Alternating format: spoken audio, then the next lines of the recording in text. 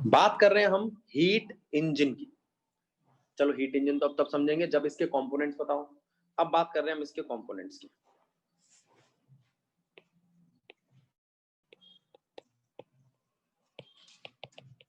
Heat engine में components आते हैं सिस्टम।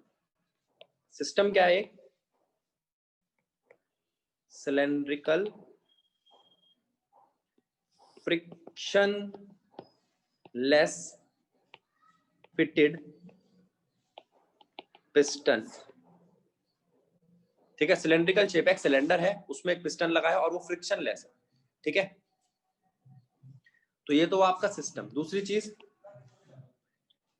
यहां पर आता है, एक तो हॉट रिजर्वायर।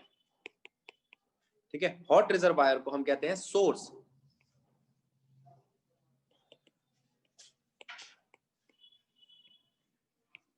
एक है कोल्ड रिजर्वायर, उसे हम कहते हैं सिंक। हॉट रिजर्वायर जो है वो क्या करता है, हमें हीट सप्लाई करता है।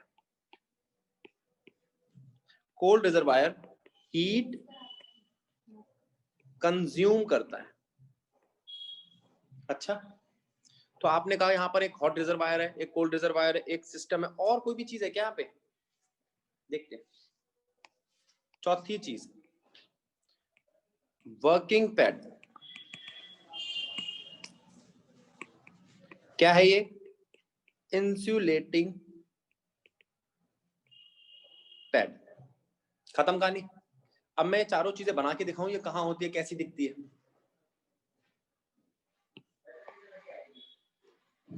देखो, पहले हमने केस लिया किस चीज का?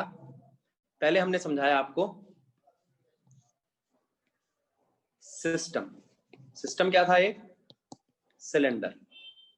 कैसा है ये सिलेंडर?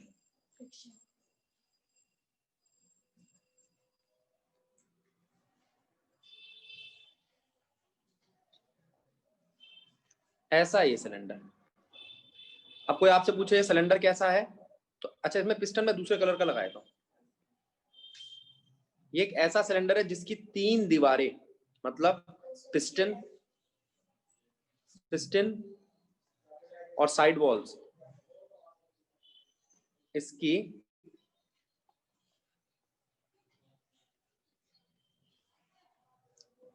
नॉन कंडक्टिंग है या इंसुलेटिंग है।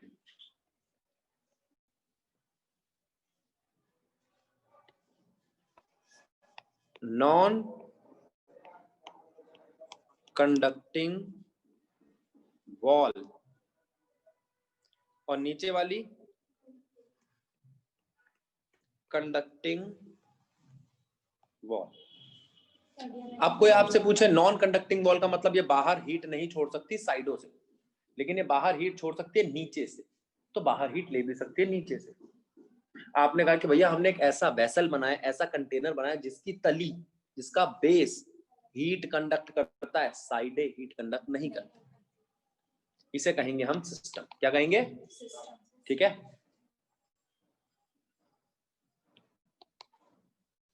हॉट रिजर्वायर जहां से हीट मिल रही हो, लेकिन वर्किंग पैड क्या है? जहां पे काम हो रहा हो।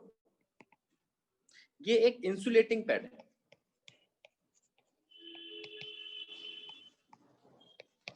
इंसुलेटिंग पैड मतलब ये,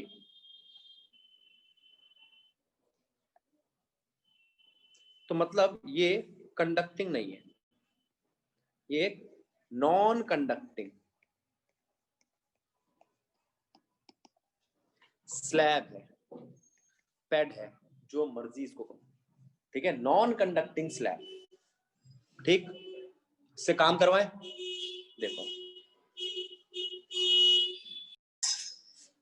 अब ध्यान दो बेटा, वर्किंग पैड या working of heat engine. Heat engine की वर्किंग देखें। हीट इंजन की वर्किंग में हम 4 फेज लेंगे। देखो कैसे हो 4 फेज। पहला फेज, ये पहला काम यहां होगा। ये क्या है? Hot reservoir. Source of heat, source of heat से हीट गेन की जाएगी। आप कह सकते हो बर्नर है। क्या है? अच्छा, मेरी अब जो हमारा सिस्टम था जरा उसको उठा के लाना। ये है इसका, ये हमारा सिस्टम।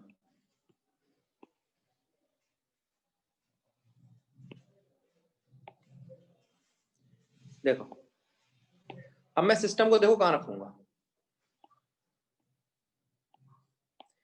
ये सिस्टम है, ठीक।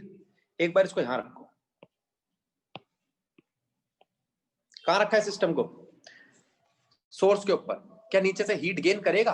क्या ये नीचे से हीट गेन करेगा? आपको दिखाई दे रहा है? अगर नीचे से हीट गेन करेगा, यानी कि नीचे क्या लगा हुआ है? इसके नीचे कंडक्टिंग प्लेट लगी है, इसके नीचे कंडक्टिंग प्लेट लगी है, नीचे भट्टी लगी है, तो वो वहां से तो हीट गेन करेगा, हीट गेन करेगा। यहां पर क्या करेगा ये? Heat gain. अच्छा, पहला काम, यहां पे क्या होगा? हीट गेन होगी। अब मेरे को एक बात बताओ, जो हीट गेन होती है वो क्या एडियाबैटिक होती है? हीट तो इंक्रीज कर रही है, हीट कांस्टेंट नहीं है। ये हीट गेन करेगा विद कांस्टेंट टेम्परेचर। अब आप कहोगे ये कांस्टेंट टेम्परेचर क्या है? ये है टेम्परेचर सोर्स का।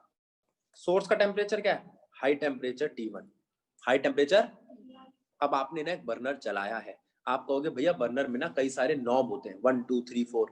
हाँ, लेकिन जब आप उसको हीट कर रहे हो 1 पे, 2 पे, 3 पे, 4 पे, तो क्या उसका टेम्परेचर कांस्टेंट है? बिल्कुल, ठीक है। अब आप कहोगे किससे पता चल रहा है? जो सप्लाई लगी हुई पीछे। आपने कहा कि भैया अगर आप 4 पे चलाते हो ना तो आपका सिलेंडर 8 घंटे में खत्म हो जाता है, तो ये उसकी हीट है जो हीट कंज्यूम करके वो दे रहा है, ठीक है। आपने कहा यहाँ पर अगर आप 8 घंटे चलाते हो तो 400 किलो जूल बिजली लगती है, ये दूसरा हो गया। यहाँ पर 10 लीटर का पेट्रोल फूक जाता है, ये तीसरा हो गया। ये सब क्या है? अच्छा, फिर आपने कहा अगर मैं इसको 3 पे चलाऊं तो कम चलेगा, कम ज्यादा देर चलेगा और कम फ्यूल कंज्यूम होगा। 2 पे चलाऊं तो और कम, 1 पे चलाऊं तो कम, ये सबको पता है ना, ठीक है। तो आप, अच्छा अब कोई बच्चा कहे भैया ये हमने तो नहीं सुना, ये कौन सी बकवास है? ये तो आप बात कर रहे हो गैस इंजन की, ये हमने कभी कार में तो सुना नहीं। कार में भी है। कार में बताऊं कैसे हो गए? आपकी कार में मोड होते हैं, इकोनॉमिकल मोड पे तो वही 10 लीटर 150 किलोमीटर चला देगा, 200 किलोमीटर चला देगा, ठीक है। पावर मोड पे, पावर मोड पे एनर्जी ज्यादा देगा वो गाड़ी को, ठीक है। मान लो किसी गाड़ी में ऐसे इंजन लगा हुआ है कि वो 2000 सीसी का इंजन है, पावर मोड पे फुल 2000 सीसी, ठीक है। इकोनॉमिकल मोड पे 1200 सीसी पे चलेगा। एक सिटी में पावर मोड की जरूरत क्या है? तो वहां पर वो एक नॉब लगा देते हैं, गाड़ी के गियर के पास एक नॉब लगा होता है, economical mode, city mode. City mode में ब्रेक ज्यादा लगते हैं तो उन ब्रेक को वो मैनेज करेगा, उसके हिसाब से माइलेज बढ़ाएगा, ब्रेक के साथ भी वो 15-17 तक की एवरेज दे देगा, ठीक है। अब आ गया हाईवे, तो हाईवे का मोड लगा दिया। हाईवे में क्या चाहिए? आराम चलता रहेगा, एक जैसी स्पीड, उसे क्या बोलते हैं? क्रूज कंट्रोल, कि एक 80 की या 100 की स्पीड को पकड़ के चलेगा, तो वहां पे वो 22 तक की एवरेज दे देगा। तो ये क्या हो रहा है? ये सब है कितनी हीट दी जा रही है किसको? इंजन को। इंजन में क्या लगा है? पिस्टन। वो पिस्टन ऊपर नीचे होगा तो आपकी गाड़ी के पहिए चलेंगे, पिस्टन ऊपर नीचे होगा तो। अच्छा, हीट गेन कर रहा है लेकिन टेम्परेचर कांस्टेंट है, तो ये एडियाबैटिक नहीं है, ये आइसोथर्मल है। आइसो, कोई आपसे पूछे आइसोथर्मल या हो क्या रहा है? क्या हीट लेने से, हीट लेने से जो इस पिस्टन के अंदर गैस के मॉलिक्यूल्स हैं वो दूर भागेंगे? मैंने कहा यहाँ पे ना पिस्टन के कुछ गैस के मॉलिक्यूल्स हैं, तो हीट से क्या होता है? वो दूर भागते हैं नजदीक आते हैं? दूर भागते हैं। तो हीट से वॉल्यूम बढ़ेगा, इसे एक्सपेंशन कहेंगे। आइसोथर्मल में पहले heat gain with constant temperature होगा क्या? इंक्रीज इन, तो क्या मैं इसको कह सकता हूं? एक्सपेंशन। कैसा एक्सपेंशन है? Isothermal expansion. 4 फेजेस में से एक फेज समझ आ गया। आइसोथर्मल एक्सपेंशन होता है सोर्स के ऊपर, वहां पर वो सोर्स से हीट लेता है और एक्सपेंड करता है, एक्सपेंड करता है गैस को जो भरी हुई है किसके अंदर? पिस्टन के अंदर। तो आइसोथर्मल एक्सपेंशन इंक्रीज वॉल्यूम कितना, बहुत ज्यादा, स्लाइटली। अब मैं जो बात लिखूंगा वो मतलब आपको पेपर में नहीं लिखनी, समझने की है। यहां पे हीट का काम है टेम्परेचर, गैस का टेम्परेचर इंक्रीज करना, गैस का टेम्परेचर इंक्रीज करना। अभी तो बोला था टेम्परेचर कांस्टेंट है, उस टेम्परेचर तक लेके जाएंगे ना। मान लो तो जो हम पिस्टन था हमारा, उसका टेम्परेचर क्या था, रूम टेम्परेचर, नीचे क्या चल रहा है 800 डिग्री सेल्सियस, तो उसको हीट को बढ़ाएगा, टेम्परेचर बढ़ाने में लग रहा है। मैंने आपको बताया जब टेम्परेचर बढ़ता है तो फेज चेंज नहीं होता, यहाँ टेम्परेचर बढ़ने में लगा हुआ है, हल्का सा एक्सपेंशन हुआ, हल्का सा। अब उठाकर मैंने क्या करा, सेकंड फेज पे आ गया, ये पहला फेज था, अब दूसरा फेज। दूसरे फेज में क्या है मेरे पास, सिर्फ एक पैड है।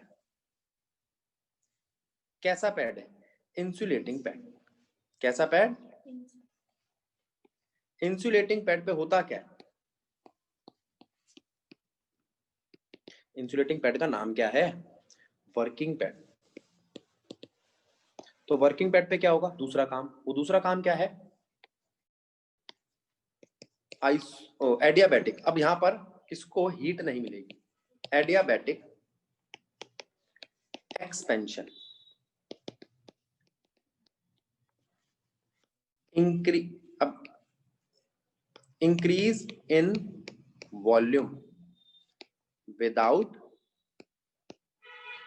Change in heat, increase in volume without change in heat, heat में कोई बदलाव नहीं आएगा, वॉल्यूम इसका इंक्रीज करेगा 100%, और इसीलिए इसको एक्सपेंशन कह रहे हैं। Temperature does not remain constant,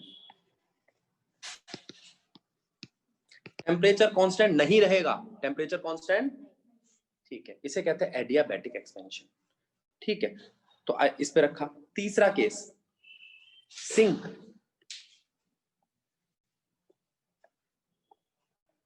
तीसरा केस क्या आपका, सिंक। सिंक का मतलब क्या है, हीट का लॉस होगा, यहाँ पे, यहाँ हीट बर्बाद होगी। कोल्ड रिजर्वायर, तो यहाँ का टेम्परेचर क्या है, T2, यहाँ का टेम्परेचर क्या है, अब ऊपर लिख लो भैया, T1 बहुत बड़ा है T2 से, ठीक है। ठीक है, दूसरी बात, यहाँ होगा क्या, यहाँ कंप्रेशन होगा, आइसोथर्मल कंप्रेशन।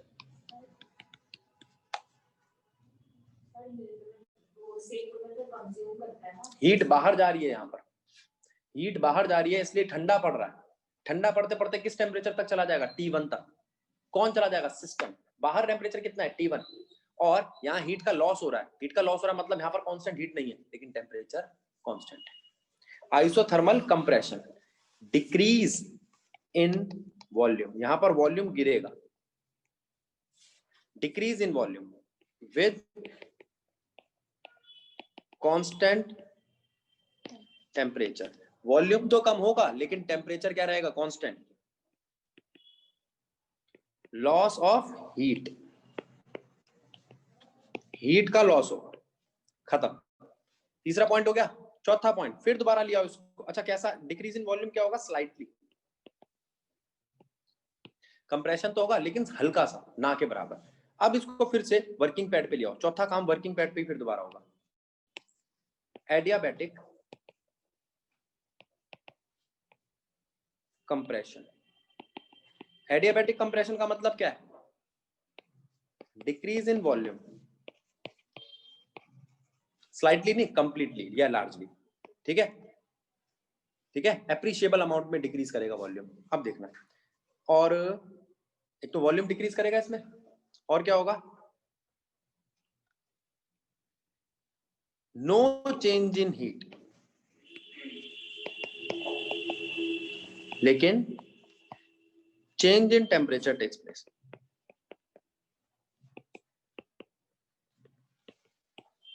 चलो अब जरा इसको सिस्टम को रख रख के देखते हैं। सबसे पहले हमने सिस्टम रखा यहाँ पे, तीनों तरफ से तो बंद है भैया, तीनों तरफ से हीट आ जा नहीं सकती, ठीक है। नीचे कंडक्टर लगा हुआ है, पूरी हीट मिल रही है इसको, हीट मिल रही है तो ये गर्म होने लग गया और इसका वॉल्यूम धीरे धीरे बढ़ने लग गया और बढ़ते बढ़ते यहां तक आ गया। थोड़ा सा बड़ा वॉल्यूम, यानी कि बहुत ज्यादा बड़ा। पिस्टन ऊपर उठा, फिर उसके बाद जब मैंने देखा यहाँ टेम्परेचर बढ़ गया, देखो फुल टेम्परेचर इसका बढ़ चुका है, जितना इसका बढ़ सकता था टेम्परेचर। उसके बाद क्या होगा, उसके बाद ये अपनी नेक्स्ट स्टेज सेकंड फेज में चला जाएगा। यहाँ ये इसके वो दीवारें हैं conducting wall, non conducting wall. यहां था पहले पिस्टन, दिख रहा है, ठीक है, बढ़कर यहां तक पहुंच गया था। अब कहां जाएगा, ये पिस्टन लगा हुआ है, अब कहां जाएगा, बढ़ के यहां तक आ जाएगा।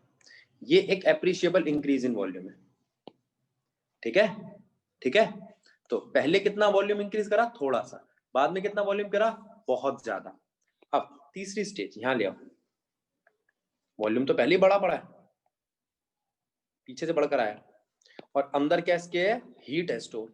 यहाँ हीट बर्बाद हुई थी, नहीं, यहाँ हीट चेंज नहीं हुई थी, यहाँ हीट है। अब ये सारी हीट का लॉस यहाँ कर देगा सिंक में हीट का लॉस कर देगा, क्योंकि सिंक ठंडा है, ठीक है, नीचे वॉल कंडक्टिंग है, और कंडक्टिंग का मतलब होता है हीट का आना जाना, और हीट हमेशा जाती है हाई टू लो, और जब ये ठंडा पड़ेगा तो इसके गैस के मॉलिक्यूल भी नजदीक आने लगेंगे और पिस्टन गिर जाएगा। बहुत ज्यादा नहीं, हल्का सा गिरेगा, यहाँ तक आएगा। वॉल्यूम डिक्रीज करने में ध्यान नहीं लगा रहा है, ये हीट छोड़ने में ध्यान लगा रहा है। सिंक पे हीट छोड़ना मेन काम है, वॉल्यूम डिक्रीज करना नहीं। सोर्स पे हीट गेन करना मेन काम है, वॉल्यूम इंक्रीज करना नहीं। इसलिए ये आइसोथर्मल एक्सपेंशन और आइसोथर्मल कंप्रेशन थोड़े थोड़े होते हैं। हल्का सा कंप्रेस करना, हल्का सा एक्सपेंड करना, हल्का सा कंप्रेस करना, हल्का सा एक्सपेंड करना। मेन काम कहां हो रहा है, मेन कंप्रेशन और एक्सपेंशन कहां हो रहा है, इंसुलेटिंग पैड पे या वर्किंग पैड पे। तो वर्किंग पैड को तभी तो वर्किंग पैड बोला है क्योंकि काम तो यहां हो रहा है, एक्सपेंशन कंप्रेशन तो यहां हो रहा है, डिस्प्लेसमेंट तो यहां हो रहा है, इंक्रीज करना डिक्रीज करना एक डिस्प्लेसमेंट है, वो यही हो रहा है सारा। और जब यहां हो रहा है इंक्रीज और डिक्रीज या डिस्प्लेसमेंट, तो उस डिस्प्लेसमेंट को हम काउंट करेंगे। तो यहां पर अब जो यहां तक था, अब वो गिर के यहां तक आ जाएगा, यहां कंप्रेशन भी और एक्सपेंशन भी। तो वर्क डन के 4 फेज हो गए।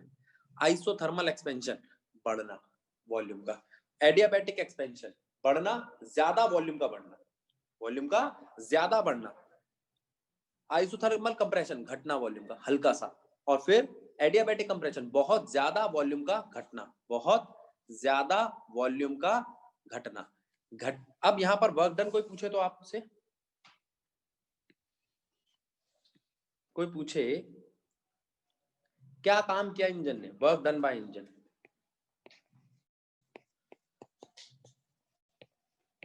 Work done bye,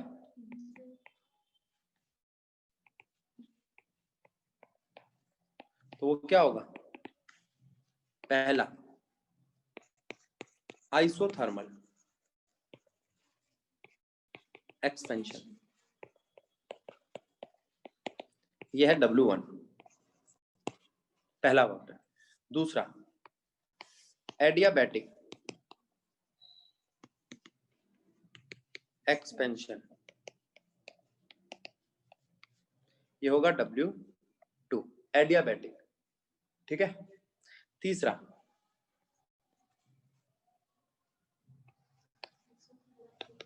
isothermal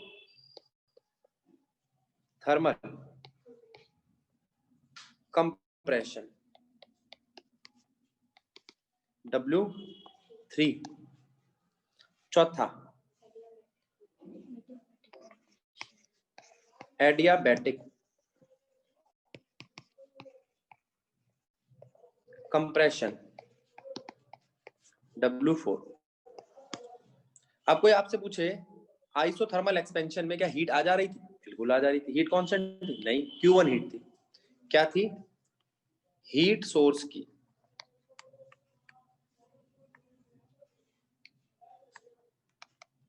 source की हीट थी Q1 heat.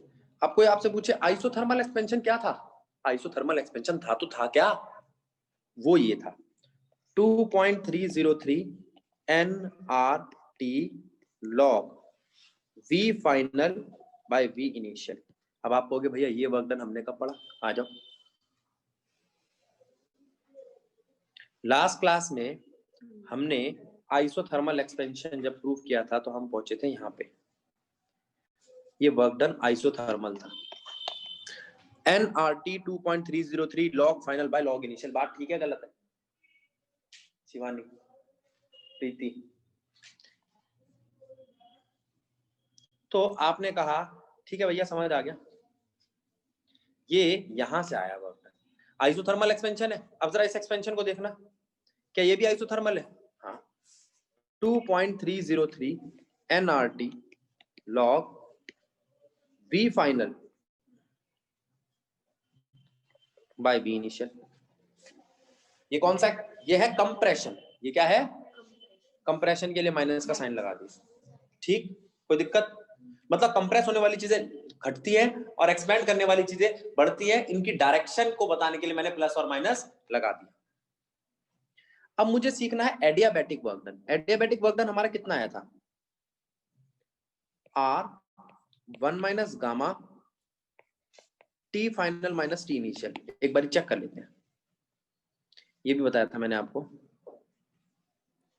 R 1 minus gamma T final minus, चलो ठीक है। वर्क डन 4 क्या आया? वर्क डन 4 आया माइनस R 1 माइनस गामा, अब उल्टा हो चुका है, सिंक है ना, T1 माइनस T2, तो सेम ही आ रहा है। तो वर्क डन 2 और वर्क डन 4 तो सेम है। टोटल वर्क डन क्या है भाई?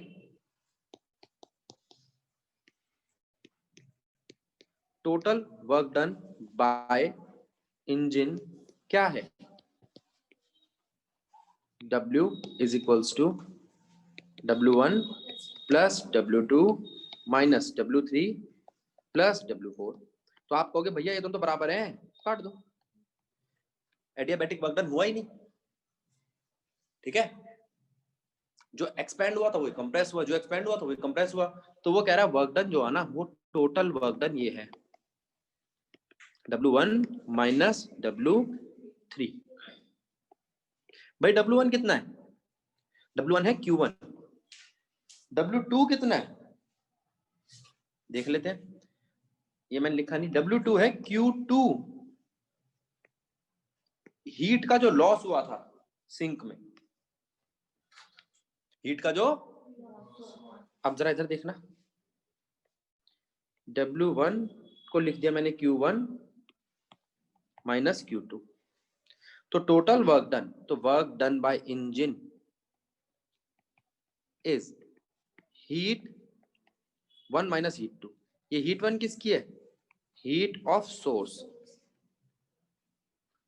या हीट गेन बाय सिस्टम, और ये क्या है? हीट ऑफ सिंक, मतलब हीट लॉस बाय सिस्टम। पहले एक बात बताओ, यहां तक बात समझ आई? अब एक चीज पे और चलते हैं, फिर मैं आपसे इसकी प्रॉब्लम पूछूंगा। अब इस चीज को देखो,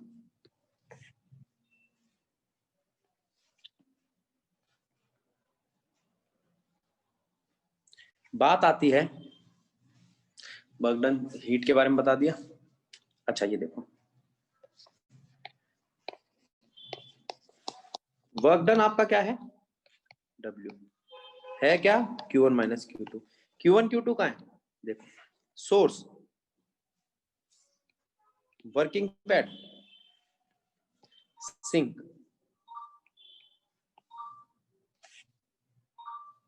सोर्स, वर्किंग पैड और सिंक। देखते हैं क्या है ये।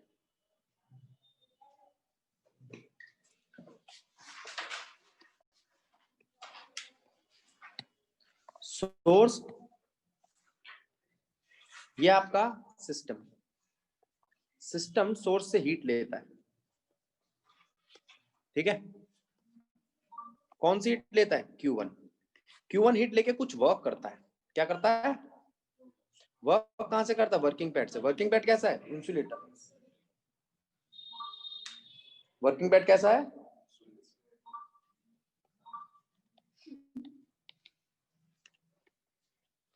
फिर ये हीट Q2 छोड़ता है सिंक पे। तो इसको डायग्राम को देखो तो क्या मैं ये कह सकता हूं कि वर्क डन है जो आया था Q1 माइनस Q2, तो आपका इनपुट क्या है भैया Q1, आउटपुट क्या है Q1 माइनस Q2 यानी कि वर्क डन। तो एफिशिएंसी क्या हुई,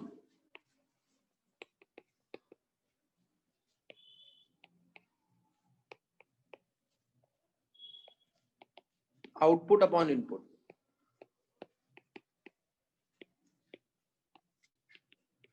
वर्क डन अपॉन में Q1, Q1 minus Q2 upon में Q1, 1 माइनस Q2 अपॉन में Q1। ये है आपकी एफिशिएंसी। ठीक है, आप चाहो तो इसको टेम्परेचर की फॉर्म में भी दिखा सकते हो। कैसे दिखा सकते हो, वही जो पीछे वर्क डन की 4 इक्वेशंस निकाली थी उनको डिवाइड करोगे तो ये आएगी। ठीक है, अब देखो बेटा टर्म क्या लिखी है, रेफ्रिजरेटर। इसकी स्पेलिंग मुझे नहीं आती, स्पेलिंग बताना।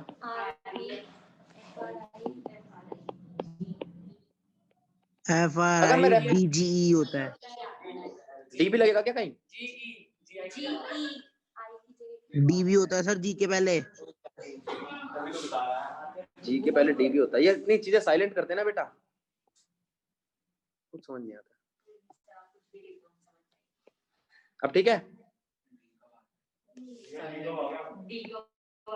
कोई बात नहीं, अभी कह रहा है तो लगा लो, एक ई भी और लगा लो बस। अब ध्यान दो, जो सुनो सुनो, ये जो रेफ्रिजरेटर है, इस रेफ्रिजरेटर में 3 चीजें हैं। क्या है? फिर वही सिंक, सोर्स, वोर्स। अब जरा ध्यान दो, अब मैं ना पीछे से वर्किंग उठा रहा हूँ बेटा, सारे बच्चे ध्यान देंगे एक बारी। बेटा बोर्ड पे ध्यान दो एक बारी, बोलो मत बिल्कुल।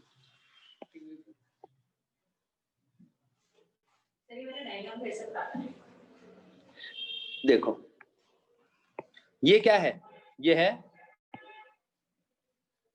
Heat engine. क्या है? तो फ्रिज में हम चीजों को गर्म करते हैं? नहीं, ठंडा मतलब हीट इंजन से बिल्कुल। रेफ्रिजरेटर क्या होगा? उल्टा। और उल्टी चीज तो हम हमेशा बना लेते हैं साइंस वाले, उल्टे मतलब। तो अब देखते हैं। बन जाती है। हाँ, तो हमने कहा भाई हीट इंजन में क्या हो रहा था, हीट इंजन में सोर्स लिया, Q1 हीट पैदा किया, वर्क डन W किया, और Q2 हीट बाहर छोड़ दिया। क्या होगा इसका work done? Q1 minus Q2 ही इसका वर्क डन होगा। अगर मैं आपसे कहूं नहीं भैया हमने Q1 हीट लिया नहीं, Q2 हीट लिया है और Q1 हीट दिया है, इसका मतलब रेफ्रिजरेटर में कोई हिस्सा ऐसा होता है जो बाहर की तरफ हीट फेंक रहा होता है। पीछे का हिस्सा होता है, आपने सुना भी होगा पीछे वाला हिस्सा। ठीक है, तो आपने कहा भैया वो हीट फेंक रहा है तो सोर्स पीछे है। अच्छा, मतलब आपने रेफ्रिजरेटर को उल्टा लगा दिया। बात समझ रहे हो? ठीक है, अब कोई एक आदमी ने सोचा जो हमारा एसी है वो पीछे गर्म हवा फेंकता है, आगे ठंडी, तो मैं सर्दियों में उस वाले कमरे में रह लूंगा और गर्मी में इस वाले कमरे में, है ना? तो बात ठीक है, बिल्कुल सही सोच रहा है। वही एसी उसका हीट का काम कर रहा है और वहां पे ठंडक का काम कर रहा है। ठीक है, तो आपने कहा कि भैया यहाँ पे वर्क डन क्या होगा? Work done Q1 minus Q2 रहेगा, नहीं तो चेक करना, क्योंकि Q1 बड़ी है। वर्क डन में चेंज नहीं आया, चेंज किस में आया? एफिशिएंसी में, इनपुट में चेंज आया। अब आपका इनपुट पता क्या है? इनपुट है Q1 और आउटपुट क्या है? Work done. और एफिशिएंसी क्या हो जाएगी? इसकी एफिशिएंसी को आप बीटा से दिखा सकते हो। Efficiency of refrigerator. अब डी पता नहीं कहां आता है, रेफ्रिजरेटर बिना डी वाला। मारो कहीं जाके, ये लो, वो है इनपुट अपॉन में आउटपुट अपॉन में इनपुट। सर अब समझ आया, मतलब ऑटो करेक्ट कितनी काम की चीज है। हाँ यार, उंगली में लगवाऊंगा मैं ऑटो करेक्ट। अब देखो, तो एफिशिएंसी ऑफ रेफ्रिजरेटर क्या हुआ? W by Q1 which is equals to Q1 minus Q2 by Q1। ठीक है, तो क्या ये बिल्कुल उल्टा लग रहा है? एफिशिएंसी जो थी हीट इंजन की वो इनवर्स है एफिशिएंसी ऑफ रेफ्रिजरेटर। बात ठीक है या गलत है? कोई दिक्कत किसी को? तो ये हो गया आपका रेफ्रिजरेटर। अब हम बात करेंगे सेकंड लॉ की। सेकंड लॉ क्या कहता है? सेकंड लॉ, अरे भाई ये Q2 लिख लो बस।